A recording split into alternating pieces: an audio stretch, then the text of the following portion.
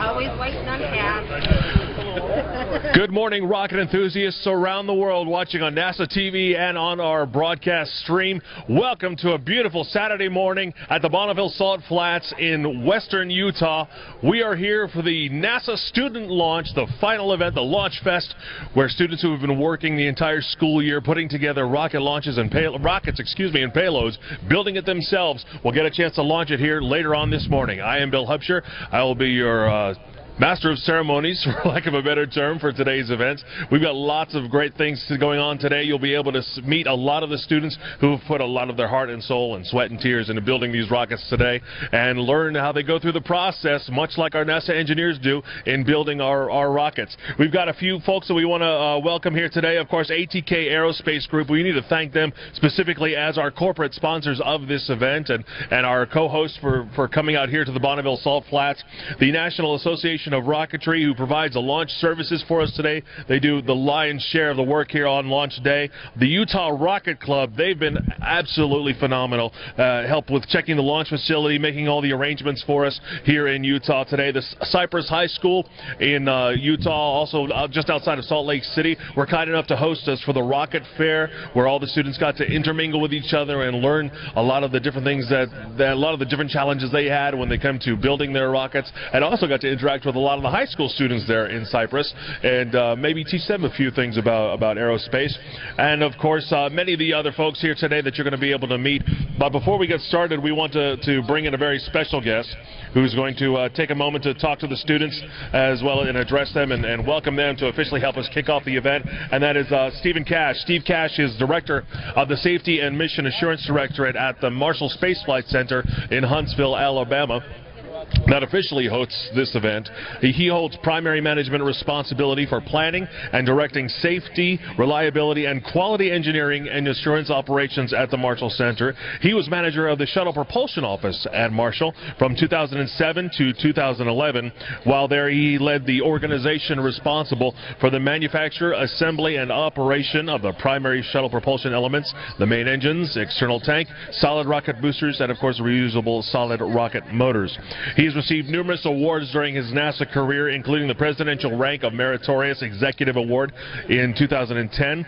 This award honors senior federal employees who demonstrate integrity, strength, and commitment in the execution of their government duty. He is a native of Huntsville, Alabama, having received his bachelor's degree in civil engineering from the University of Alabama in Tuscaloosa, and he continues to make Huntsville his home with his wife and 2 children. Ladies and gentlemen, Steve Cash, Director of the Safety and Mission Assurance Directorate at NASA's Marshall Space Flight Center. Steve?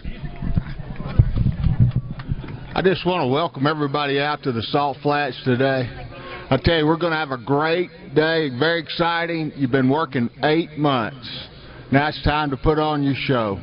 You've gone through PDR, CDR, FRR, and LRR, Launch Readiness Review. You've done all the right things. We're going to have a safe day. We're going to have a great day. I'm looking so forward to seeing these rockets launch and just celebrating with you the success that you guys have demonstrated. Thanks. Thanks very much, Steve. I know you've had a lot of experience and with the shuttle launches. You've been through a lot of the reviews these kids have, so watching them do it as well is kind of exciting. We've got another very special guest here today. That would be Charlie Precourt, Vice President and GM of the Space Launch Division of the Aerospace Group at ATK. He is responsible for supporting NASA's human-rated spaceflight programs, including the new Space Launch System, which will be first tested with ATK's 5-segment solid rocket boosters. Many of us, though, know him better as a veteran astronaut. He had a distinguished 15-year career with NASA, qualifying as a space shuttle astronaut in 1991. He is a veteran of 4 space flights, including 2 as mission commander, has logged over 932 hours in space. Of course, his duties didn't stop there with actually going into space. He was the Deputy Program Manager for the International Space Station, Chief of the Astronaut Corps, and Director of Operations for NASA at the Gagarin Cosmonaut Training Center in Star City, Russia. Ladies and gentlemen, please welcome current Vice President at ATK, Charlie Precourt. Good morning. Thank you. Great to be here.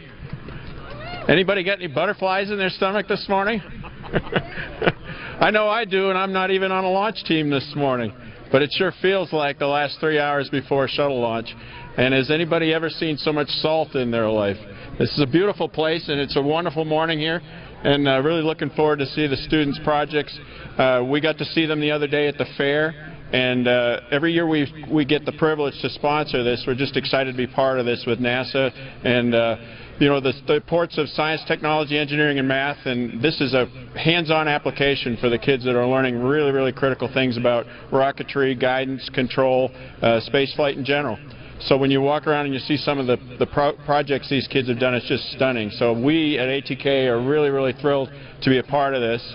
It links the future of the aerospace industry in this country to programs that I'm lucky enough to work on today, like the Space Launch System and Exploration Program for NASA. And this is our future for this country's engineering capabilities and the future of spaceflight. So we're just thrilled to be here today. Fantastic, sir. Thank you very much. We'll get a chance to talk with you a little bit later on in this morning. But right now, we're just going to put up some last-minute things out on the pad. We've got a few teams already out there, several already out there. We'll be launching some of our bigger rockets first thing this morning. So you won't want to stray too far from your television or computer, so you'll be able to see some of them. We're coming to you live from the Bonneville Salt Flats in Utah for the NASA Student Launch Project Launch Fest event. Stay with us. We'll be back with more coverage in just a few minutes. Making the trip from Louisville, Kentucky is the University of Louisville River City Rocketry team. Making out here, and this is your rocket, Stage Fright, is that right? That's correct. We initially called it Stage Fright, and then unfortunately it lived up to its name. It was originally a dual stage, now a single stage rocket. So our apogee dropped from 10,000 feet to 3,300 feet.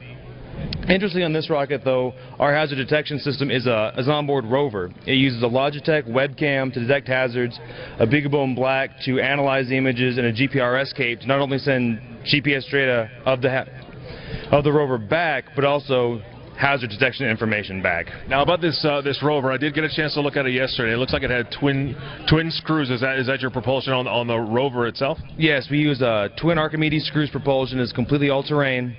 We've tested it on concrete to simulate the salt flats, and it books pretty good.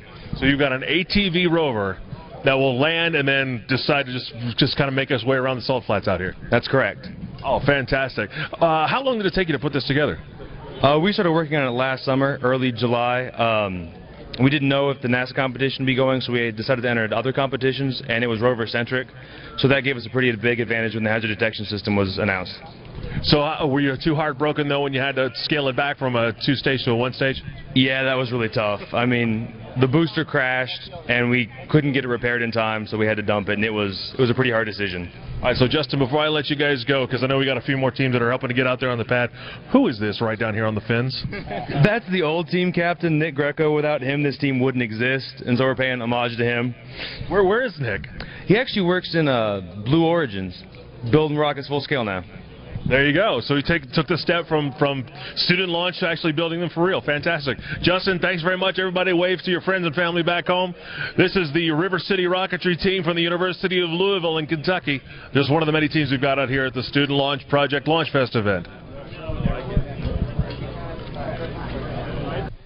Next up is River City Rocketry from Louisville, Kentucky. This is an L-1720, expected to go to 3,300 feet, and it has a hazard detection payload. Sky's clear, range is clear. It's on pad 51. We're going to send this up on pad 51 in 5, 4, 3, 2, 1, start. There's the motor. It's coasting. Looking for the arc over right about now. Waiting for the event. There's the event.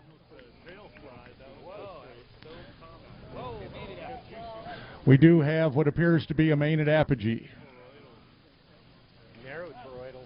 There's two separate items here. Both are on two different chutes. There's three.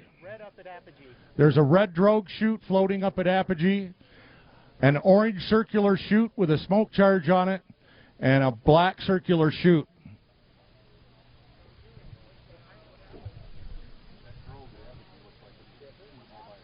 I think if I remember right,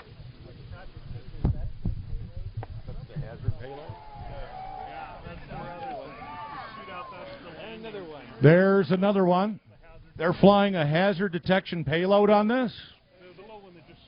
The little one that just shot out of it is going to attempt to find hazards on the salt flats.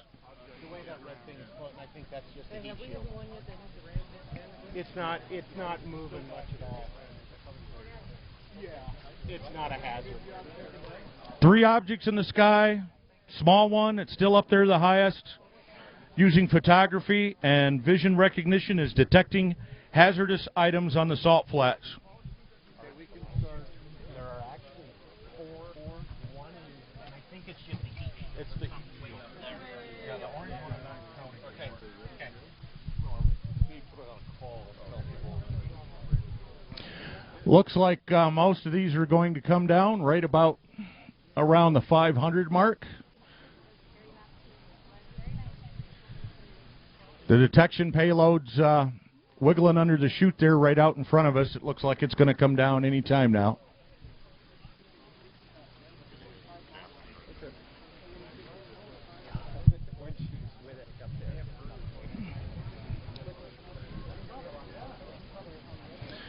We still have airframes on the right-hand side about to land. The detection payload is landing at this very moment at about the 700-foot mark in front of the 1,000 pads, and it's down. And we have another booster airframe off to the left, still floating in a thermal.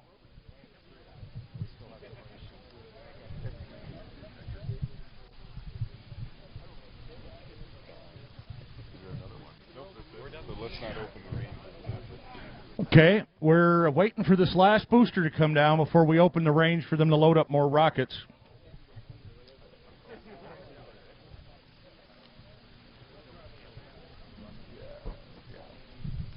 Still floating on that nice warm thermal above the salt flats, even with that big spill hole on top of the chute, which is designed to allow hot air to get out of the chute so it comes down faster. There's just so much warmth over the salt, it's really making it come down slow. Slow is safe.